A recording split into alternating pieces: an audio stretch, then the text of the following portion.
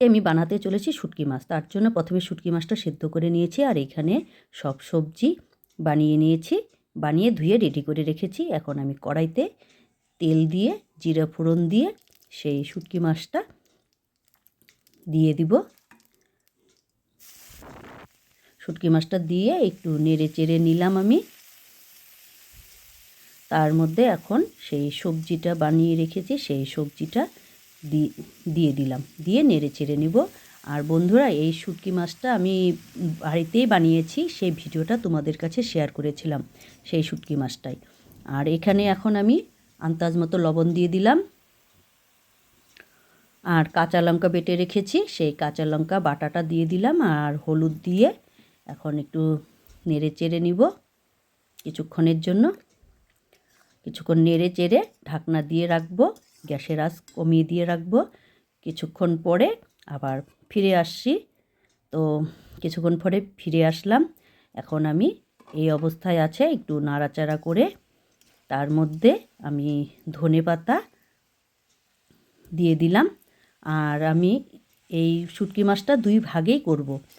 এটা হচ্ছে পেঁয়াজ রসুন ছাড়া, আবার পেঁয়াজ রসুন দিয়েও বানাবো। আর এটা পেঁয়াজ রসুন ছাড়া, তার জন্য আমি জিরা আর রাঁধুনি বেটে রেখেছি, সেটা দিয়ে নামিয়ে ফেলবো। আর এটা অর্ধেকটা রাখবো, মানে আমার শ্বশুর শাশুড়িরা পেঁয়াজ রসুন খায় না, তাদের জন্য। আর এখানে আমরা খাবো, সের জন্য আমি কড়াইতে তেল দিয়ে তার মধ্যে পেঁয়াজ আর পেঁয়াজের কলি দিয়ে নিলাম, দিয়ে এখন ভেজে নিব কিছুক্ষণের জন্য। তার মধ্যে একটু রসুনও দিয়ে দিলাম, আর একটু লবণ দিয়ে দিলাম, দিয়ে আবার নাড়াচাড়া করে নিব কিছুক্ষণের জন্য। নাড়াচাড়া করে আমি সেই চচ্চড়ি অর্ধেকটা যে তুলে রেখেছি, সেই চচ্চড়িটা দিয়ে দিলাম, দিয়ে নাড়াচাড়া করে কিছুক্ষণ ঢেকে রাখবো। তো আমি এইভাবেই চচ্চড়ি বানাই, দুই ভাগে হয়ে যায়, নিরামিষও হয়, পেঁয়াজ দিয়েও হয়, মানে পেঁয়াজ দিয়ে পেঁয়াজ ছাড়া। তো এই হয়ে গেল আমার রান্না।